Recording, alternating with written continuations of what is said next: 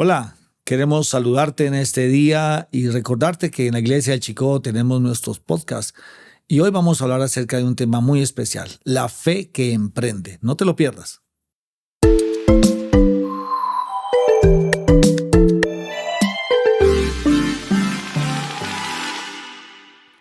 Muy bien, estamos aquí entonces comenzando esta conversación que hoy va a ser muy especial porque vamos a hablar acerca de la fe, pero también de una fe que no se limita en una acción solamente religiosa, donde podemos ver que lo espiritual trasciende a lo laboral, a lo empresarial y especialmente a dejarnos guiar en cómo Dios quiere movernos en esta tierra donde nos puso. Dios es un Dios de propósitos y hoy quiero presentarles a Jorge Hernández. Jorge, bienvenido, ¿cómo estás?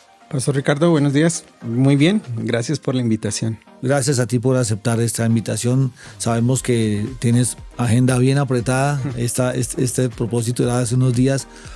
Pero yo sé que lo que te ocupa precisamente es algo que Dios te regaló hace unos años, ¿no es cierto?, para poder desarrollar una visión. Y por eso quiero que comentemos o que compartamos acerca de eso. Vamos a hablar durante estas 2 semanas, esta semana y la siguiente, vamos a estar contigo hablando acerca de lo que el Señor te ha entregado. ¿Cómo podrías guiarnos en este podcast para saber cómo empezó tu vida con el Señor? Primeramente, creo que es lo más importante. Bueno, Paz, yo me convertí al Señor, lo conocí cuando tenía 16 años. Actualmente tengo 41 años. Venía de una familia de una religión tradicional, una abuela fantástica. A los 16 años tuve la oportunidad, de conocer al Señor por medio pues, de una novia que tuve, que era de la iglesia y me llevó. Okay. Y la mamá de ella, la hermana Rocío, a la cual le envío un saludo donde esté, le estoy muy agradecido porque ella hizo todo el proceso de discipulado, los 8 pasos, las escuelas, con todo ese amor, toda esa paciencia, y ella me empezó a hablar del evangelio. Yo me convertí alrededor del 20 de febrero del año 2000, fue la oportunidad que tuve, y me bauticé un año después, a escondidas de mi casa, porque mi papá un día llegó a la iglesia a sacarme a Correa porque estaba yendo allá. Ellos no toleraban, no toleraban que uno... Pues comenzaste con el desafío de la familia. De la familia, ese fue el primer obstáculo. Mi papá, pues tengo padres separados. Mi mamá en ese tiempo vivía en Bucaramanga, entonces mi papá literalmente me echó de la casa por ir a la iglesia. Y un día llegué y encontré la maleta y me dijo, o sigue con sus hermanos cristianos o se va de la casa, pero las dos no. Entonces lo único que hice fue llorar porque estaba muy asustado, tenía 16 años y cogí la maleta. Cuando él vio que yo ya estaba resignada que me iba, yo al Señor ya lo conocí, no voy a dejar eso. Y él me dijo, bueno, venga y hacemos unos compromisos. Bueno, una pregunta. En el corazón de un joven de 16 años puede haber temores, puede haber inseguridades. Y qué bueno que tú destaques lo que la pastora Rocío, ¿me dices? La hermana Rocío. La hermana Rocío hizo en ti. ¿Cómo tú podrías guiarnos, ¿no es cierto?, a quienes nos están viendo en la importancia de esos primeros pasos? Lo primero es, y lo hablo en lo personal, yo sé que cada caso es diferente, pero cuando yo conocí al Señor, y de hecho lo conocí, hubo una canción en la alabanza, la primera vez que fui a la iglesia, que decía, quiero escuchar tu dulce voz, sintiendo tu silencio en mi ser, y no podría estar ante ti.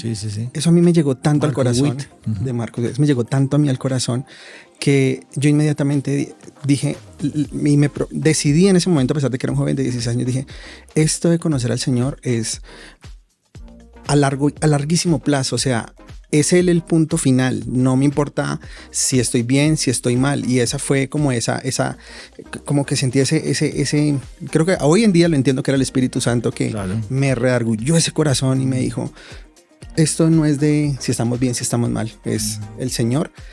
Y esa fue la decisión. Es cuando mi papá, porque me gané varias leñeras, o sea, le confieso, me pegaban. El susto de ir a la iglesia, mi bautismo fue a escondidas, ¿sí? Porque no podía ser. Mi papá me llevó inclusive a donde el sacerdote a escondidas para que hablara, porque pensaba que yo estaba en malos pasos. Claro. Pero respondiendo puntualmente a la pregunta es eso, es ver al Señor como hasta el final. Okay. No importa nada.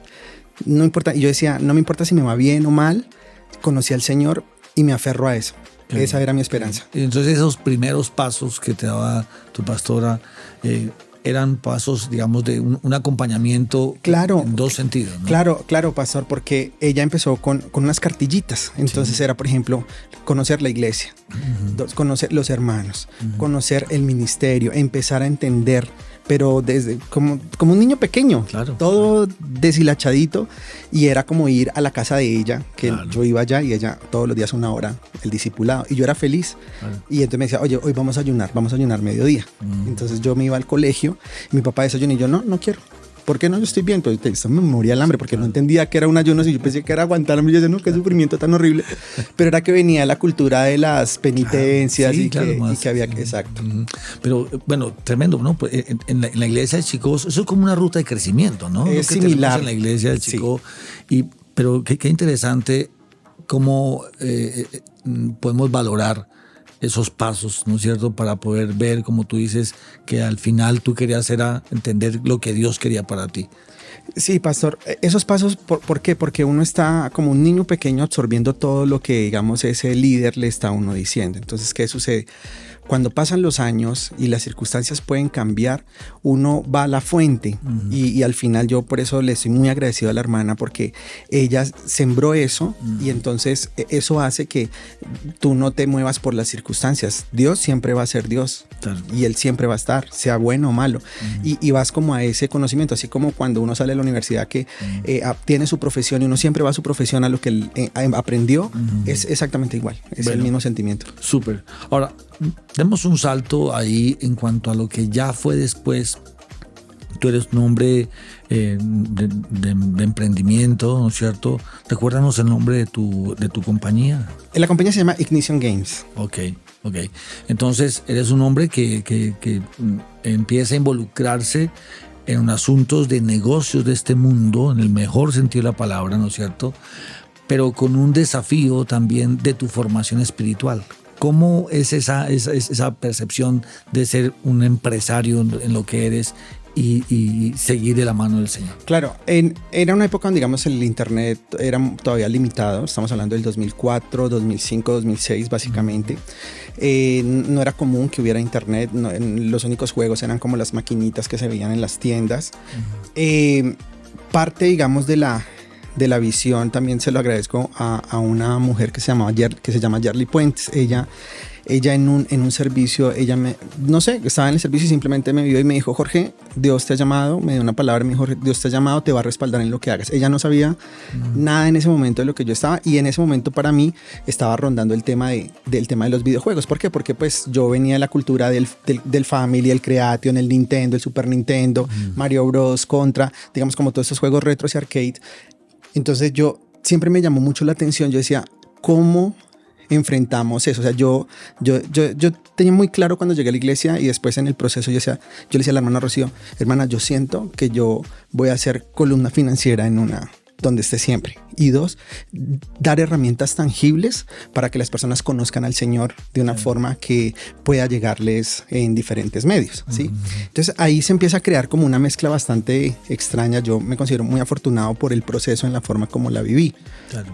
Ahí viene mientras en mi proceso de formación de la universidad, pues van y me echan de la universidad porque perdí matemáticas 3 veces, ¿sí? Pero era porque tenía problemas de aprendizaje. Entonces tuve el tiempo para pensar cómo se hacen los videojuegos. Claro. Y en un tema donde en ese momento, si ahora se sataniza un poco, en esa época pues aún más se miraba como decían las herramientas del diablo, ¿sí? Yo decía, no, el Señor es más creativo que Dios, no existe. Amén. Creó el universo. Sí. Lo hizo en 7 días. Sí. Creó todo en un orden. Nosotros somos súper creativos. Claro. Entonces decía, hay que contrarrestar este tipo de cosas. Entonces ahí fue cuando empezó, digamos, básicamente el llamado de lo que hoy hacemos. Y siempre me prometí que nunca iba a desviarme. Eso se suma, entonces yo me miro 4 o 5 años atrás cuando llego y tengo ese llamado donde yo digo, donde me encuentro con el Señor y digo, es el final, o sea, no importa las circunstancias. Entonces hoy en día me preguntan mucho, ¿usted cómo hace para perseverar en esto tanto tiempo? Yo le decía, el propósito. Claro. El propósito lo es todo. No apartarse del propósito. No apartarse, por más complicada que esté la situación. Ok, entonces hablemos por un momento, ¿cómo es esto? Estamos hablando de que la fe que emprende, ¿no? ¿Cómo arrancas? ¿Cómo emprendes? ¿Cómo parte el camino? El 2005, justamente cuando ya estoy por fuera de la universidad ese semestre, sancionado, estoy con John Guataquira, mi primer socio que tuve, para mí un mejor guitarrista que yo conozco. Le envío un saludo donde esté a John y muy agradecido. Y la hermana Denis, la mamá. Son de esas circunstancias que Dios pone. Y le dije, John, tenemos que hacer algo. Hagamos un videojuego que disminuya los niveles de violencia para los jugadores de la Xbox 360. Pero te estoy hablando de que eso era aquí como estoy hablando contigo. Sí. No había internet, no había nada, ni siquiera tenía un Xbox. No tenía dinero para comprar un Xbox y mi papá pues ya no me compraba eso. Entonces ahí decidimos empezar a escribir la historia de lo que fue ese primer videojuego y teníamos que ir a un internet hasta las 11, hasta que nos sacaran de la noche porque no teníamos internet en la casa y ahí comenzó todo el proceso. Era sin la certeza de lo que se espera y esa convicción de lo que no se ve, literal. Fe, pura fe. Bueno, y entonces, ¿cómo arranca esto allí? ¿Con qué arrancan? ¿Con una licuadora, con una plancha? Sí, esto empieza en la casa allá en Villavicencio, en la casa de la hermana Denis, sentados nosotros en 2 sillas que no tenían ni espaldar, sillas. Inclusive una vez escribí un artículo que se llamaba La banca de las oportunidades, y le teníamos una foto a esa silla y yo le dije, John, esa silla siempre me va a recordar para cuando esté en una silla presidencial ergonómica, nunca se me olvide de dónde me trajo el Señor. Entonces empezamos a escribir la historia y empezamos a averiguar de qué manera, qué tecnologías existían. Sí, había una tecnología que hoy en día existe que se llama Unreal, que es, digamos, un motor muy famoso, pero en esa época una licencia de eso valía $900,000, ni en las nubes estaba. Entonces empezamos a movernos en pasos de fe. Yo siento que a veces nos falta eso, ¿sí? Podemos recibir un llamado, pero del dicho al hecho, ese trecho que siempre se dice en el refrán, ese trecho es la valentía que uno tiene para empezar. Por más complicado que se vea, por más difícil, es el Señor. Es que yo no tengo tal vez otra palabra para decir, es moverse, ¿sí? Claro. Que lo demás se encarga el Señor. Entonces yo en mis oraciones le decía, Señor, voy a empezar y tú pondrás los recursos necesarios. Y ahí se presentó un segundo escenario. Cuando te empiezas a mover, la fricción contraria, la fuerza contraria, empieza a elevarse con tu familia, tus amigos, tu iglesia, las finanzas. Es una cantidad de temas. Entonces empezamos a crear y empezamos a trabajar todas las noches porque estudiaba en el día. Y eso es un esfuerzo, pastor. Hubo muchas noches que seguíamos derecho y al otro día a las 6 de la mañana me iba para clase. Claro, es que en esa época podía trasnochar y uno está joven y uno tiene las fuerzas, claro, ¿sí? Y entonces uno lo puede hacer. Y empezamos a trabajar a poquito. Cuando ya tuvimos el primer demo, que lo pudimos sacar en un CD, empieza el Señor y de la nada aparece alguien y dice, tengo un cupo para llevarlo a Exposencia de Expotecnología en Corferias en el 2007, a través de la Asociación Colombiana de Ciencia y Tecnología. Y vinimos acá a mostrar ese juego y ahí empiezan a pasar una cantidad de hechos que acá nos podríamos quedar hablando. ¿Y que elaboraste con tu amigo? Que elaboré con mi amigo. Y hubo un señor en Villavicencio, don Nelson, que él tenía una imprenta. Entonces era el juego, era un CD, un cómic y un afiche. ¿Sí? ¿Por qué? Porque yo miraba que los niños tenían afiches generalmente en sus cuartos. Entonces yo decía, por ahí entramos y a algunos les gusta el cómic, ese tipo de cosas. Y él me regaló la impresión de 350 ejemplares en Propalcote de esa época. Y el CD, pues teníamos las quemadoras, los labels que eran manuales y preparábamos todo y lo entregamos en una bolsita normal. El combo completo y a vender, a salir de la comodidad, sí señor. En alguna conversación que tuvimos nos hablabas de cómo reaccionó la iglesia a eso, a esa propuesta. Bueno, mal.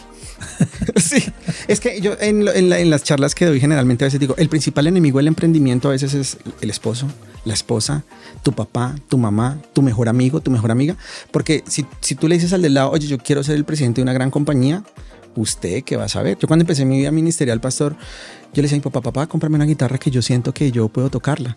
¿Usted qué va a poder? Pum, cuando le demostraba. Papá, cómprame un ajedrez que ¿usted qué va a poder? O sea, siempre esa fuerza de fricción era así. La iglesia reaccionó mal, ¿por qué?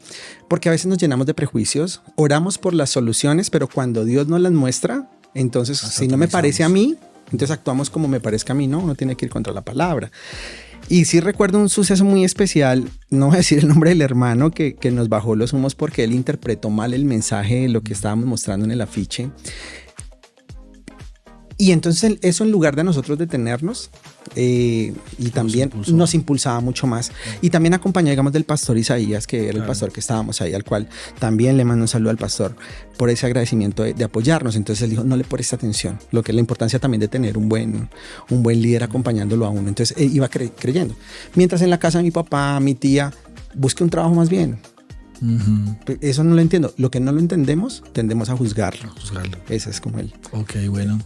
Bueno, Jorge, y hoy, ¿quién es Jorge? ¿Cómo es su compañía? ¿Cuánta gente estás manejando? ¿Cómo es la dinámica de tu empresa? Bueno, hoy Ignition Games tomó una política. Hoy en día tenemos un pequeño paréntesis. En la universidad, yo le decía a mis compañeros, un día voy a tener una nominación a un premio internacional de videojuegos.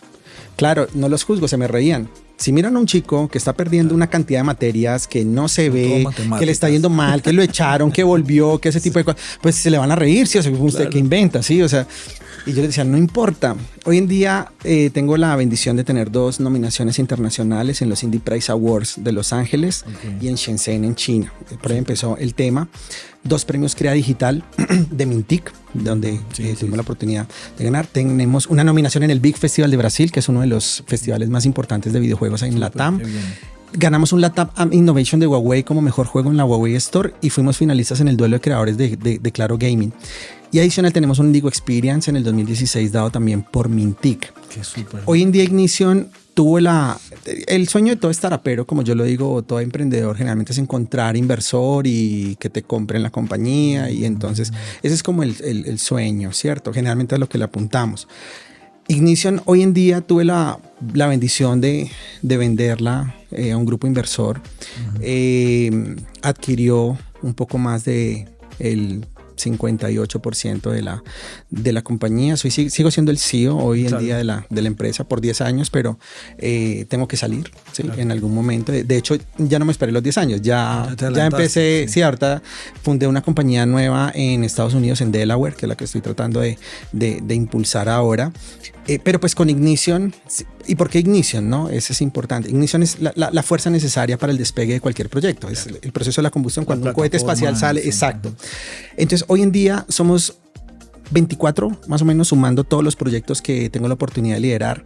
Y lo interesante es que generalmente le apuesto al talento llanero, ¿sí? a los de la pública. Entonces cogemos chicos también que quizá como yo, que vienen que no son, son vulnerables, digamos, en su condición social, este tipo de cosas, los traemos y empezamos todo un proceso de formación con ellos, de desarrolladores, de artistas, de temas. Tenemos solamente 2 personas por fuera, pero esa es la dinámica en la que ahora pues estamos. Hemos estado en diferentes, pues, gracias a Dios hemos podido ir a Montreal a mostrar los diferentes proyectos. Hemos estado en el GDC Conference, que es la feria más grande de Estados Unidos. Ahora vamos para Colonia, en Alemania, al Gamescom. Hemos estado en Israel también, en Tel Aviv, a través, digamos, de una multinacional que nos llevó allá hace un tiempo. Bueno, diferentes países. Okay. Es Dios llevándonos allá. Rápidamente nos devolvemos a los 16 años. ¿Te imaginabas tú todo esto? La verdad no.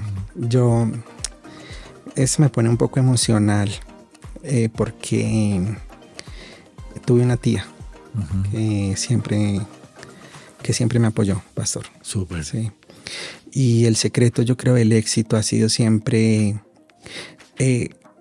tener un corazón agradecido, ser fiel en lo poco. Por más dinero que puedas tener en la cuenta, no debes perder ese foco. Y tengo una guitarra en la casa y cuando la cosa se pone muy peluda, siempre canto esa canción y no podría estar ante ti escuchándote hablar sin llorar como un niño. Ese ha sido el secreto, yo digo, y he tenido personas, así como personas que se han levantado en contra, lo que yo digo, entre tú más haces, la fuerza de fricción es más fuerte.